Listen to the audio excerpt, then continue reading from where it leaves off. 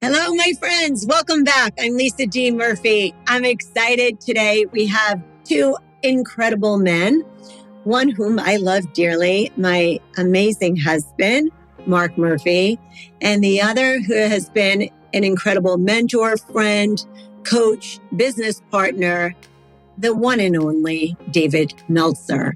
So without further ado, let's jump right in. We have a lot to talk about, and I would like to give it over to my amazing partner in life, my love, Mark Murphy.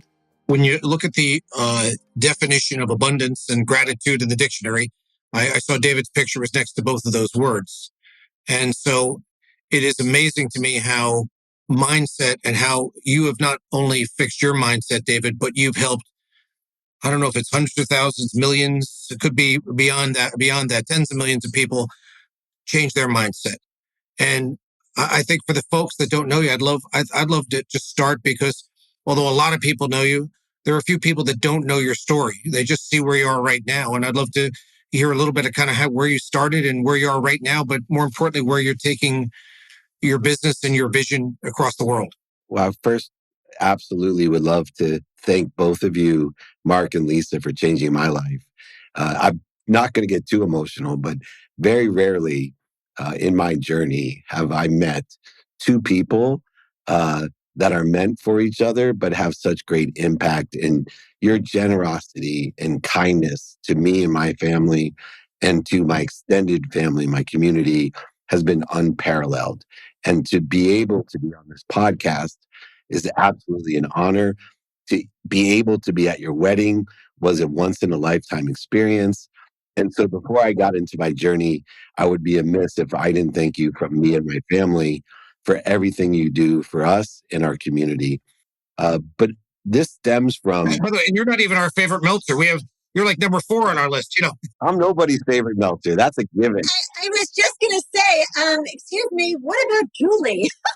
Yeah, that's fair enough. I am nobody's favorite Meltzer. That just tells you how lucky I am. But I come from 3 different worlds. And I think that's the best way to describe where I come from. And just for facts, majority of the people on earth don't know who I am, about 7.6 billion people. But I'm just blessed for those who do know who I am.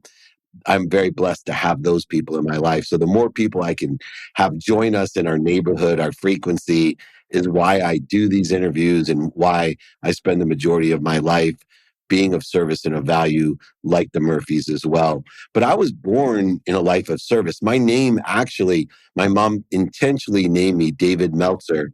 David means beloved. Meltzer means servant. And my mom used to always say, live up to your name. All the time when I was young, when I wasn't living up to my name, my mom would say, remember, son, you need to live up to your name. I was intentional of why I named you this name. But I grew up in a world of not enough. And many of us grow up in this world of not enough where everything happens to us. My dad left when I was 5. But in this world of not enough, I had a mom of more than enough. She raised 6 kids on her own. She worked 2 jobs. She was a second grade teacher, making about $17,000 a year. She would pack all 6 of our dinners in a paper bag, shove us into a country squire station wagon in Akron, Ohio, and drive us around while she filled up greeting card turnstiles at convenience stores so that we could have enough money to survive. Now, my mom wasn't great at receiving. People offered her help, but she refused. And she empowered us all to have a desire that we must be what we can be. And part of that acknowledgement was education. So I joke around all the time that my mom was a 3rd-degree black belt in the martial arts. Not the ones you think of. It was called Jewish guilt. So we could not get a B. She would guilt us into the fetus wasn't fully developed till after graduate school. Doctor, if I heard this one more time, doctor, lawyer, or failure. Every time I came up with a cockamamie idea how I was going to be rich to buy my mom a house, it would be David, doctor, lawyer, or failure. That's how you're going to be rich. And I wanted to buy my mom a house and a car. I wanted to take away the only struggle in my life, which was financial, which is why it's such a blessing to have Mark in my life, because he keeps those financial stresses in place for so many people in my community and me. But for me, I just wanted to be rich. I did not have this mindset of abundance. I actually lived in scarcity. I was hyper competitive. I thought I was in control of my life and I would make it happen on my own. And unfortunately and fortunately, when I graduated law school, I made my first $1 million 9 months out of law school, not listening to my mom's advice, by the way. I had been offered a job as a lawyer, and I also was offered a job as an entrepreneur selling legal research online. So I worked for West Publishing, the world's biggest legal publisher, and I made my first $1 million, which got me from a world of not enough, where everything was happening to me, to a misunderstanding of abundance, what I called the world of just enough for me. I used to tell everything happens for me, mom. Everything happens for me. Everything's a trade or a negotiation, a competition.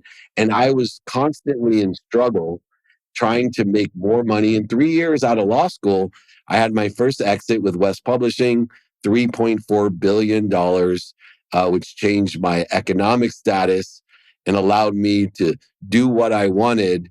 And I pursued the technology that I was first introduced to up in the Silicon Valley. And I learned to raise money and become a young CEO, a fashionable CEO. And by 1999, you would have thought, Lisa especially, I had a perfect life. I married my dream girl, Julie, from the 4th grade, who hated me till I was about 26 or 27. But I'm very persistent and consistent in asking. But, in 1999, I was running Samsung's phone division, multimillionaire, worth over $100 million in my early 30s, 31 years old. And that was probably the emptiest and loneliest I ever felt, because I lost all of my desire to be what I must be. I just entitled myself, and I didn't live in the humility that my mom taught me to live in. And fortunately, I married the right woman. As I left technology and moved, was hired. A lot of people ask me, I ran the most notable sports agency in the world. They made the movie Jerry Maguire about our firm. Lee Steinberg hired me, not because I was a great lawyer, not because I was a great sports agent. He actually hired me because I was the only one who had a sports backdrop to technology and venture capital. And he was such a visionary.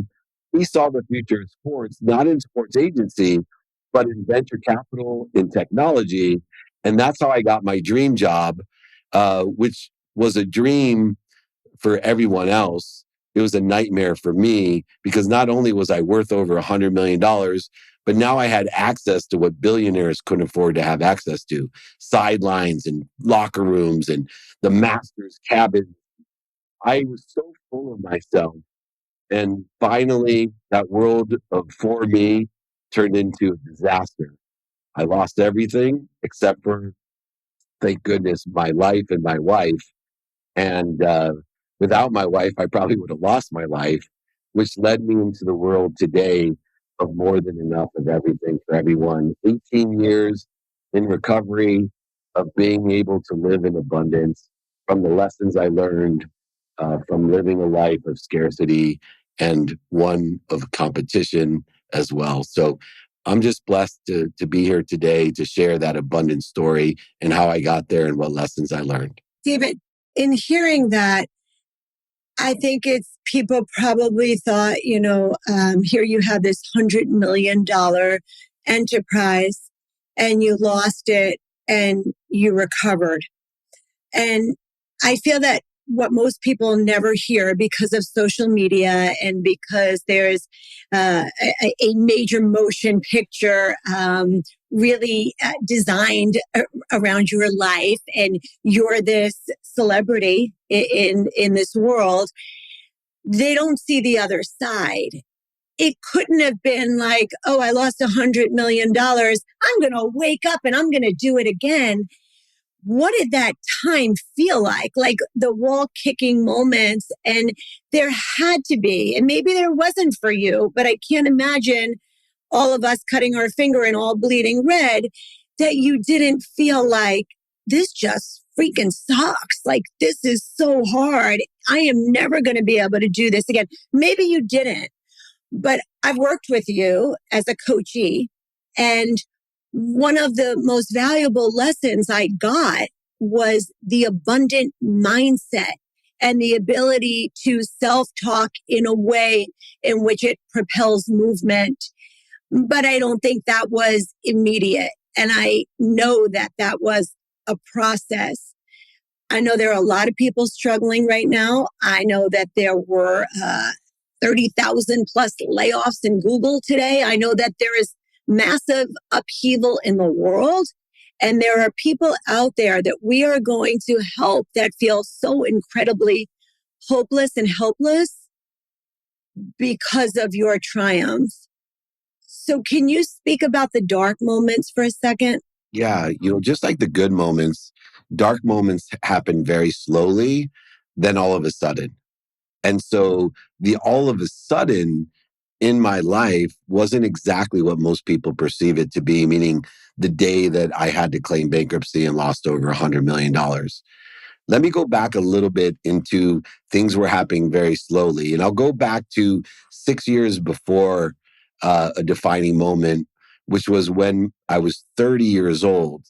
And my father finally came back into my life with a birthday present after not giving me a birthday present since my 10th birthday when he forgot it. He bought me a jacket, and I was in bliss when I received a gift from my dad because it had been 20 years. And I got this sport coat and I immediately put it on, and I was in tears. And Julie was there, my wife, and she's like, "Are you okay?" I'm like, "Oh my gosh, my dad actually remembered my birthday. Oh my gosh, he wants to have a relationship with me. He gets it." And I open up my jacket and I look in to see if it says especially made for my son, because it fit perfectly. Or maybe Armani. I didn't know, but he had torn out all the pockets in my jacket.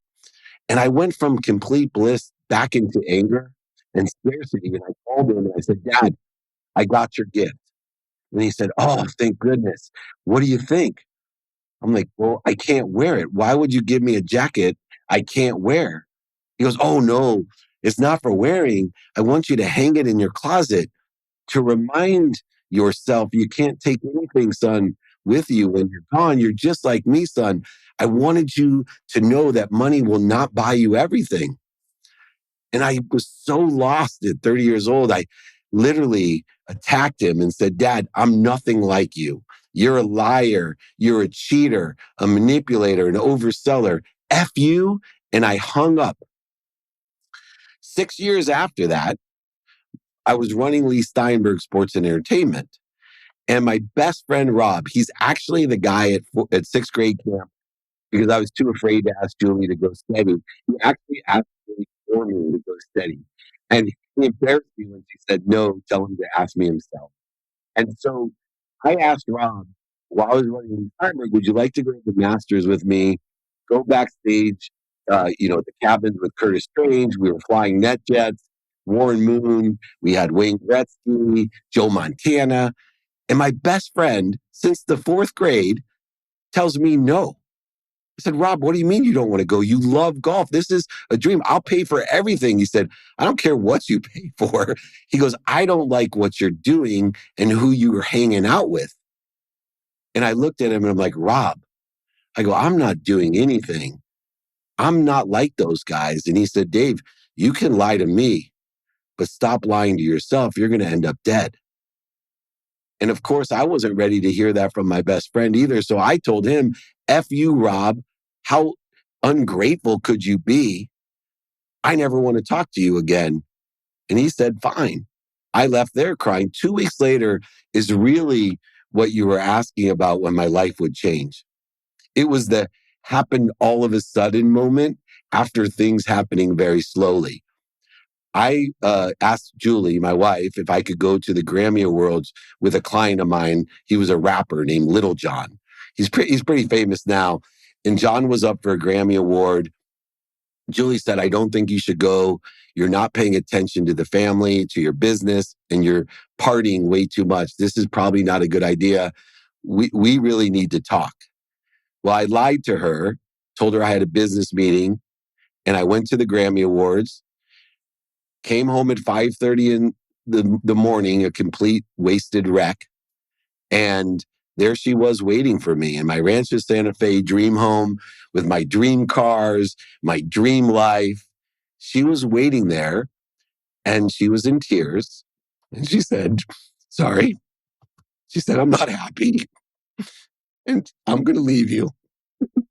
I can't stay. We had 3 girls who you all know. They were all below 10 years old. And she said, I can't stay. You're going to end up dead. And I want you to take stock in who you were and what you want to become, because that's the only thing that will save your life. I can't do it. I wasn't ready for her to say that. I told her, are you kidding me? I remember walking in a circle with my arms to the sides. Who do you think did all of this? How dare you? How you want to leave?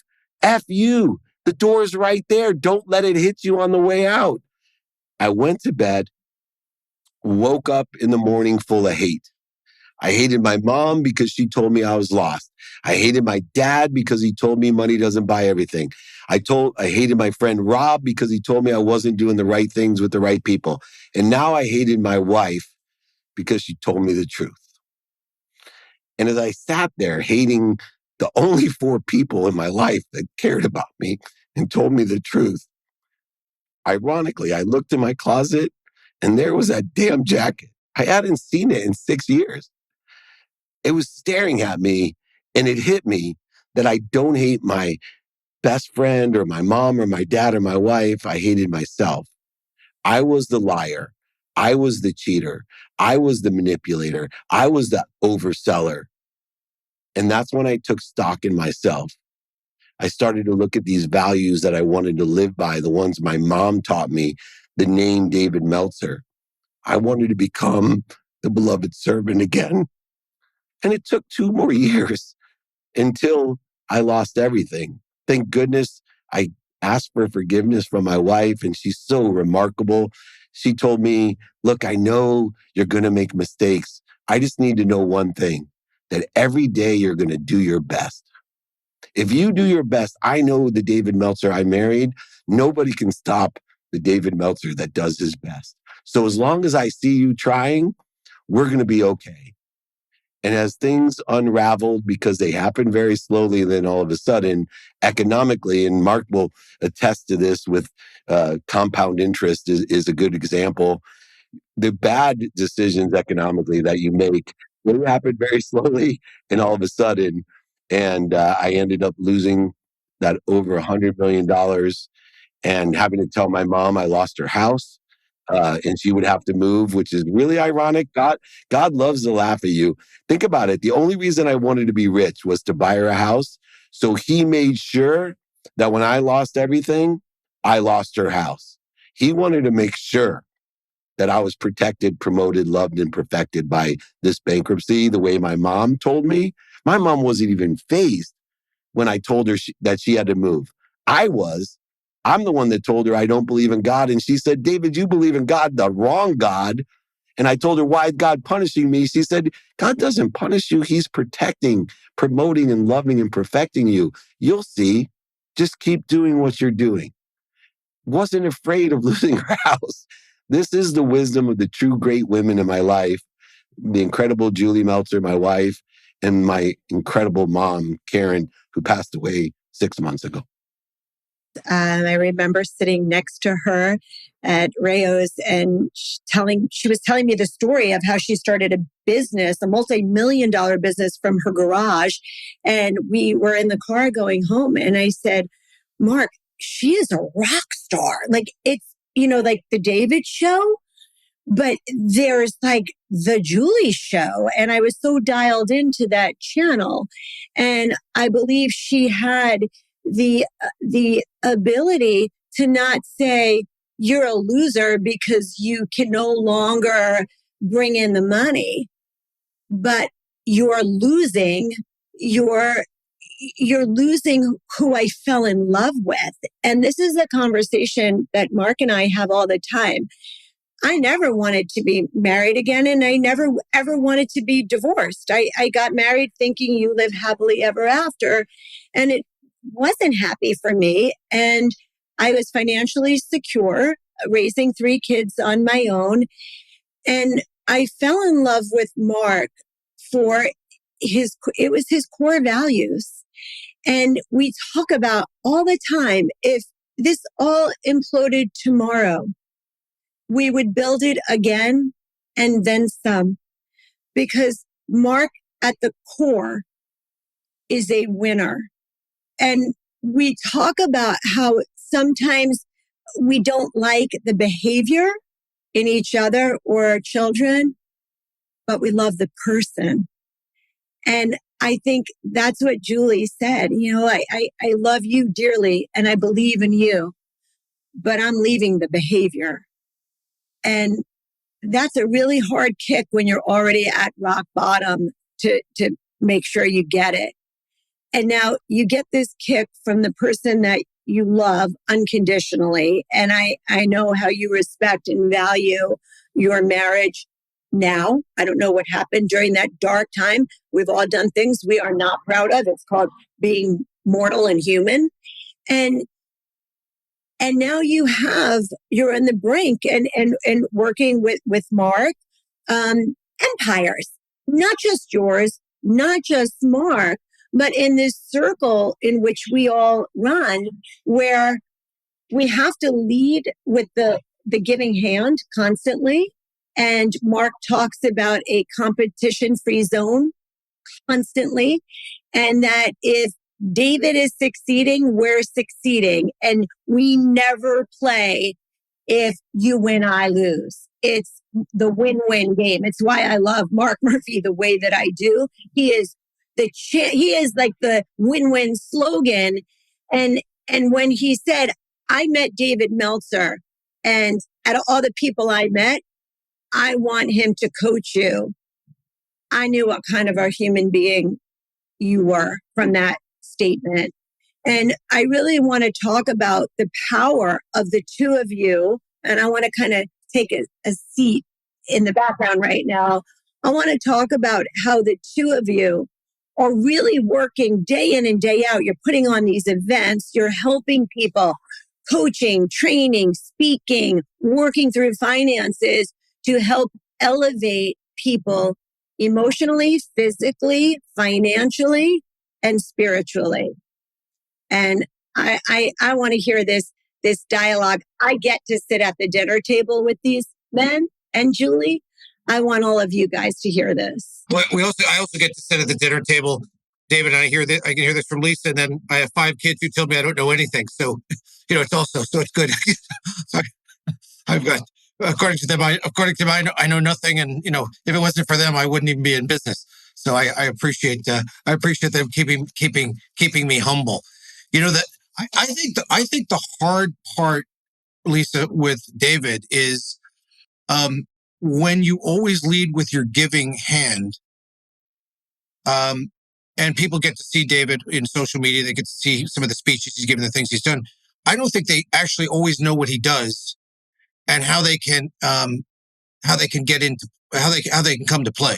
They say, "Oh, this is terrific," but what can I do beyond social media? And I think that's why I always try to bring people to David, because I want to lead Muhammad to the mountain. In terms of bringing those folks to any of those events. But I think some people, sometimes when you'll mention David, they'll go, "Oh no, I love him. I watch the stuff he does." And I say, "Well, why don't you get the up close experience and actually change your life for the better?" Does that come up, David? Is that something that people don't really either know what you do and then how to get into Meltzer world? Yeah, it's crazy how many people are exposed to you when you've built the enormous amount of content in this social silo over a decade with some of the biggest names in the space. And you have no idea the ripple effect of people that may have seen one video, 100 videos, or 1,000 videos. And even though in your mind you seem repetitive and honest And that every single time you're like, text me, email me. We do free Wednesday trainings with the Napoleon Hill Institute, which I'm blessed to be the chairman of, or I've done for over 28 years, free Friday trainings. I have a group of thousands of people, a networking group where they get coaching and can ask me questions every Monday. And then, of course, I have a wait list on my one-on-one clients, and I do business advisory and consulting. But the majority of the people, they don't hear it. And they are just along the way. You talked about your children and how we know nothing. I joke around when my son, who's 15, rolls his eyes at me. I now tell him, thank you. He said, what are you talking about, Dad? I said, thank you. I can see you acknowledge the lesson that I'm teaching, and I can see you planted it.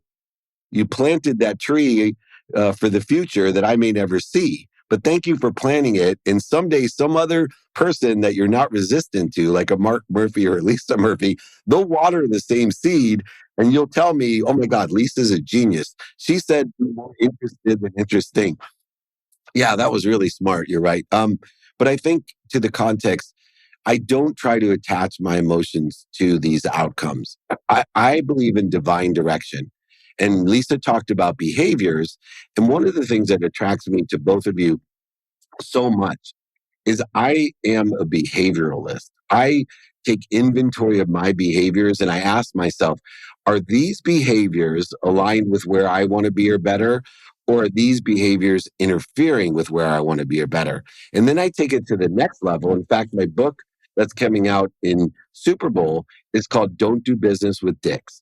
Not exactly on the spiritual realm of a title, but I've learned from writing 8 books that if you don't have a title that someone's going to grab the book and buy, you're hurting your cause if nobody reads your book because it's named Compassionate Capitalism. That was not flying off the shelves when people went by at the airport. But for some reason, they like this name, Don't Do Business with Dicks. But in the context of the book, it's behavioral in its nature. It says to me, I love the behaviors of Mark and Lisa Murphy. I've witnessed it. I've watched it from close up and afar, and their behaviors are aligned with where I want to be or better. These are people that will accelerate what I'm doing, aggregate what I'm doing, and together we'll have this exponential outcome, this compounding of interest of behaviors of good deeds and selfless deeds that we are pouring into a community of people that want to help each other and know people that will help each other. You know what a compliment it is to me when we do some of our VIP dinners together and there's young entrepreneurs, very successful young entrepreneurs. And they tell me, Mr. Meltzer, I can't believe I'm in the room with you and the Murphys. I can't believe, I can't believe I'm here with you in this room. And I said, of course you are. That's why you're in this room. Because the fastest way to get to where you want to be is find people that are already there and ask them for directions. And the fastest way we get to where we want to be is to find people that we can help to get to where they want to be.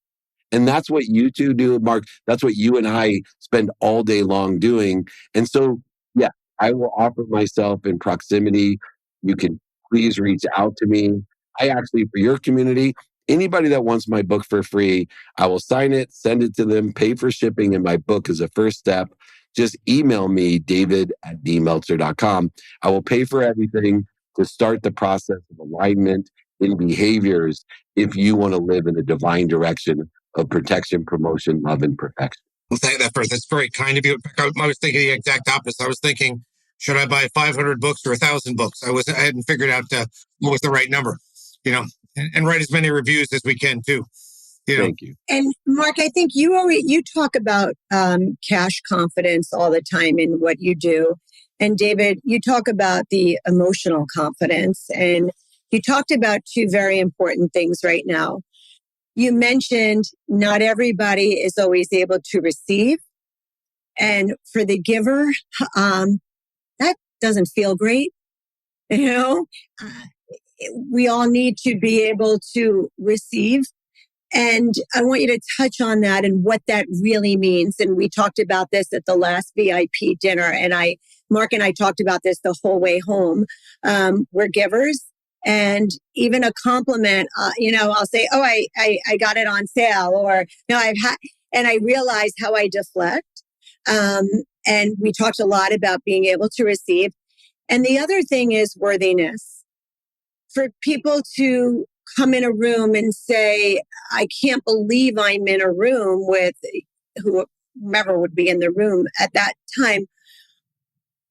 What do you think causes someone? What is that point in life that makes me say, hey, I'm worthy to be here. I deserve this. I deserve abundance. The world cannot survive with just a pool of poor people, poor in spirit, poor in finances, poor. We need to be rich in a lot of ways. And unless I feel worthy, how do I ever become a better version of who I am right now? What a great question. And they're both questions intertwined with one another. Worthiness and receiving, believe it or not, carry a very similar energy and are relatives of each other. There's an important paradigm shift that we have to make as human beings. And the earlier I can empower people to make this shift, and there's two characteristics or qualities in this shift. One is the humility of asking for help, which creates wisdom. And so in the paradigm shift, we need, number one, wisdom of people who have already paid the dummy tax, people like Mark and I especially. We are definitely people who have spent a lot of money paying dummy tax so other people don't have to. But then there's also faith. And my faith is simple for everyone because I support everyone in the God that they pray to or don't pray to. I encourage you, but I do believe that you must believe in something bigger than you that loves you, protects you, promotes you, and perfects you more than your mom. And so this paradigm shift that I talk about, when you have wisdom and faith and you seek with wisdom and faith, it makes you worthy because you start your day and you say, I am happy. I am healthy. I am wealthy. I am worthy. What am I doing to interfere with it becomes your objective of your daily habits. I have shifted. I'm not trying to go get more happiness or more health or more wealth. Those already exist because I am part of a unified, abundant system of thought that has more than enough of everything for everyone, more than enough wealth and health and wisdom. It has more than enough worthiness. I just interfere with it. And if I shift my paradigm, my perspective each day, was that behavior interfering with who I am, my potential? Or is it aligned in the divine direction to where I want to be or better? You see, most of life, the daily evidence is not aligned with where we think we want to be because we're not capable. We're not infinite. And so there's usually evidence all day long that says you're never going to get there, or the evidence is contrary to where we want to be or better. And so when I see the evidence of today, I don't care if it's aligned with my divine direction because I have faith and I also seek wisdom for people to tell me, I know it doesn't seem like it, Dave, but you're exactly where you're supposed to be at the right time, at the right place. You continue to save your money in this way, it will grow. It will grow exponentially. If you continue to do good deeds, it will grow exponentially. You will get to where you want to be, even though there's no evidence or the evidence is contrary to where you want to be. But you must utilize wisdom and faith to shorten the distance of resistance. And when we do that, we not only understand how important it is to receive, but we feel worthy of receiving. They both go hand in hand. And my biggest transformation of receiving, because I was like you, Lisa, especially, it was all about giving. I felt terrible, guilty. My mom was the worst at it. And at least I didn't need anything. She needed things and would reject people from helping her. But when I realized this, human beings feel at their highest self, closest to their God, when they're able and capable of helping other people. This is when we feel this is why we love to give. I give to you, I feel great. I'm able and capable. When you guys took me to Rayo's, I had some guilt. I'm like, oh God, this place, like, there's only 6 seats here and it's expensive. And I'm not worthy of receiving this. We became new friends. And then I said to myself, no, you know what? This is my gift to the Murphys. because they're able and capable of giving me a once in a life experience at that restaurant. And it was. And then I felt so good about receiving it. I feel I could never let someone else pick up a check. And I bet you Mark Murphy was the same way before. There's no way you could go to dinner with him and he would not pick up the check. Because now I've had to learn. Thank you so much, because I want you to feel at your highest self, closest to God. And so that's where the infinite loop of being given more, receiving more, and asking for more than more that creates the ability to serve from my saucer. Do you gentlemen think it's our age group? And we were raised by parents who had it a lot harder than we have it. And there was this feeling of being proud. And I remember when my dad died and we were like this close to losing the house, and somebody offered my mother, when we could have used that money, $10,000, and she refused it. And we were desperate. And she said, I won't take it, but thank you. And this was a woman who, it would be, me giving the kids $10 to go get ice cream. $10,000 was not a lot. It was everything to us. And she kind of instilled in us that there's kind of something wrong with you if you allow others to give. And I think we have to kind of undo that.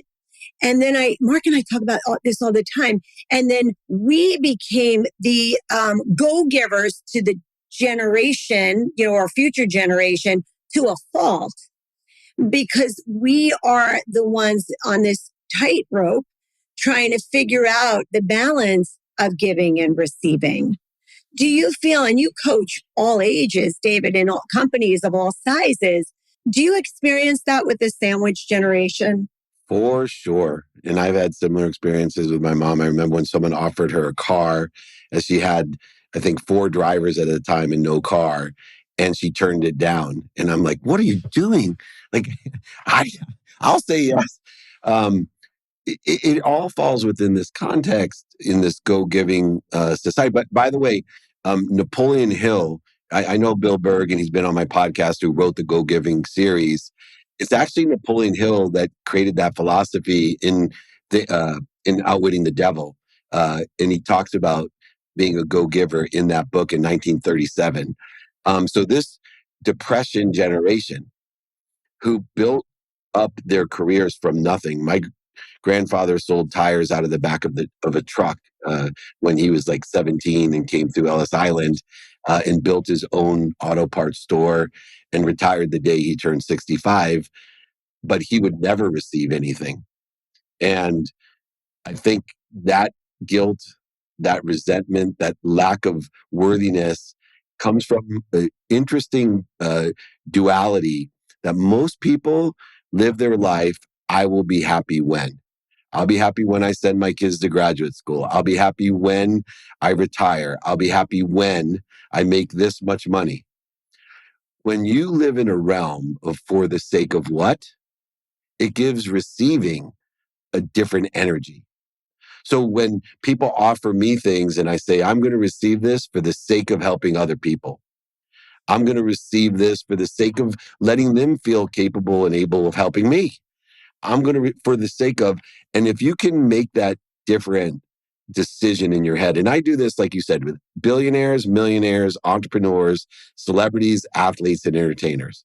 That's who I've been blessed to be able to empower in this mission of mine to empower over 1 billion people like you two. And so for me, if I can shift it to ask yourself for the sake of what, and if it's aligned with your divine direction, then receive, then give, then ask for more. But do not attach your emotions to some false facade that you're going to be happy when, because I promise you, when will never come, because there's always more, and there'll be more than enough for everyone, for everything. Yeah, one of the things about worthiness that was there is one of the things I'm least proud of when I was a young financial advisor was that I have people that were in great deals of debt, and I'd come in and clean up their debt, and I'd double or triple their income. And then I'd come back a year or two later, and they were like in 10x the problems they had before. And it was like giving an alcoholic a gallon of vodka or a drug addict an 8 ball of cocaine. And the idea is because they had bad values around money. And then I realized until I could change their values around money, they were never going to be successful. And so it always started like everybody, like success is a choice to me. And everybody wants to win and be successful and all those things, but not everybody's willing to have the discipline or be able to prepare. And so that became very clear. And so I can't, whether it be an athlete or somebody that's in financial distress, I've got to change their mindset first. But then that expanded to every place in life, where people say to me, I'd like to find a great boyfriend or a girlfriend or a husband or a wife or something. And they're putting themselves in a position that they have almost no chance of that right person showing up because they've not done the work of preparing themselves. And I think it's in every area to get them to, other thing to something as pedantic as being in the right room, that believing you deserve to be there, that you have to start with that first. And sometimes it's easy to do and sometimes it's very difficult, but it has to be done or you're not going to have any success. I would also say one thing, because we're going to run short on time. I know the chairman of the Napoleon Hill organization. I think many people have read his famous book. Tell us a little bit about the organization. I think a lot of us know about the book, but tell us about the organization and what it's doing and let people understand what's there. So I made a conscious decision to join a community that had a legacy already. When I saw my mentors like Dr. Wayne Dyer, Bob Proctor, be able, when they passed, they weren't able to carry their content forward. So I wanted to create an umbrella of something that I knew already was a legacy. And the seminal leader in personal and professional development was a man named Napoleon Hill. He wrote a book called Think and Grow Rich, sold over 500 million copies of it. And Napoleon Hill was the first one. Even Ford and Carnegie, all those guys learned from Napoleon Hill. All the famous thought leaders today will credit Napoleon Hill. Basically, what we believe we can achieve. And he had many principles around finance, education, religion, all types of different things in his book to help people have this discipline that you're talking about, which I call the consistent, persistent pursuit of my potential, and a definiteness of purpose. That's what he teaches. And so I became and invested in the Napoleon Hill Institute, which is a for-profit institute to amplify the content of Napoleon Hill into modern day platforms, digital institutes around the world to certify. So we are now launching January 1st. We will have certified Napoleon Hill financial planners. We'll have certified Napoleon Hill podcasters, but they will go through a training of Think and Grow Rich, Outwitting the Devil, the Laws of Success, to empower them, to empower others with the philosophies and strategies that have proven over time, over 100 years, to be a great way to be successful. And it changed my life.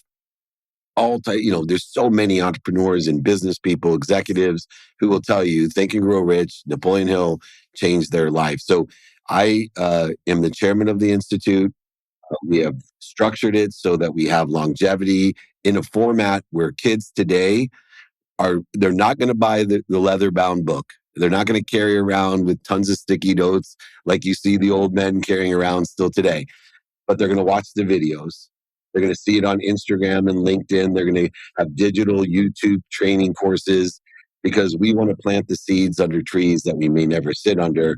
And I believe that I can bring all of those greats into the Institute that also were aligned with Napoleon Hill. My own content, Bob Proctor, Wayne Dyer, just to name a few, Damon John. We have tons of people that want to put their content into the Institute. And we donate the money to the foundation, which gives scholarships to kids so that they can create and amplify what we're doing. And how does somebody, we're going to link all of your information, David, so that people can get in touch with you. But I know that we have made a contribution. What are the different ways in which people can contribute, whether it's financially or in other ways? Oh, we would love, the biggest thing is, beyond finance is to reach out to us and learn about the content that we have.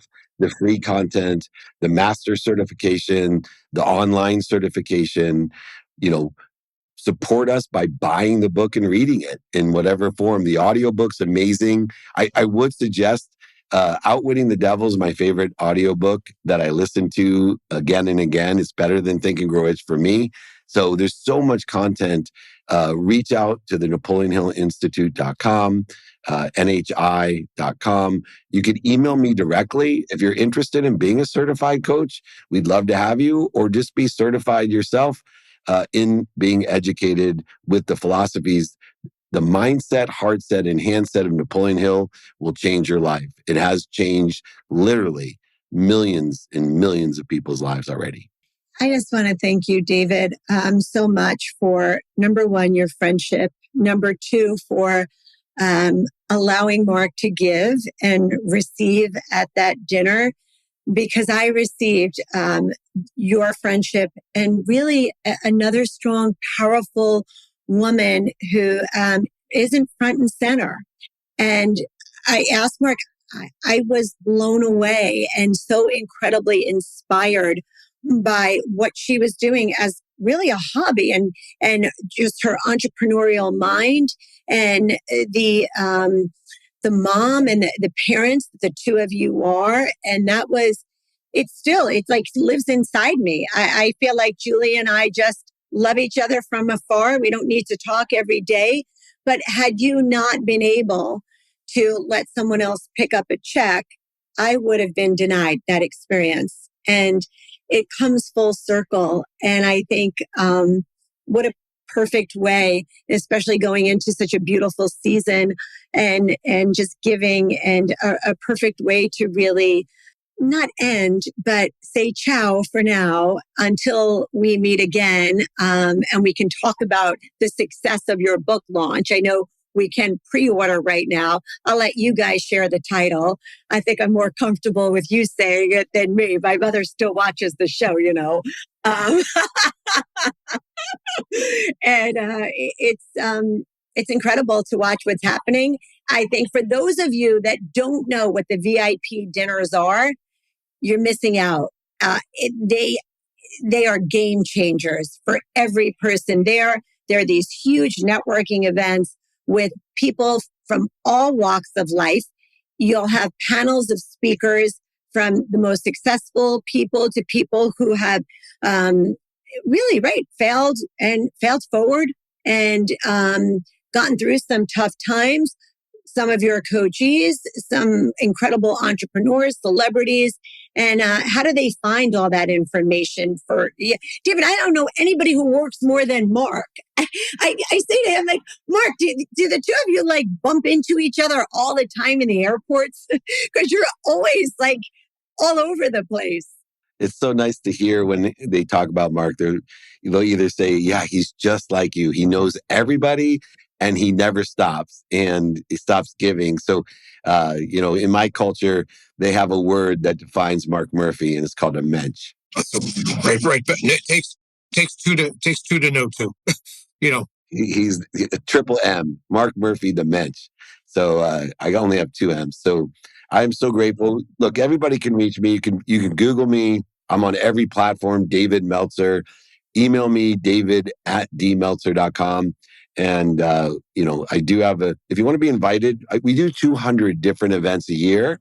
And so if you want to be invited or informed, I do have a text community, which we can post 949-298-2905. So if you like to be informed and invited to everything, and you won't be annoyed with 200 text messages a year, that's the best way. But if not, just email me and be proactive. We'll be in your city, I'm sure. Thank you, David. Thank you, Mark. Thank you, everybody, for listening. Once again, I am Lisa D. Murphy, and we want to thank you for joining. Bye, everyone.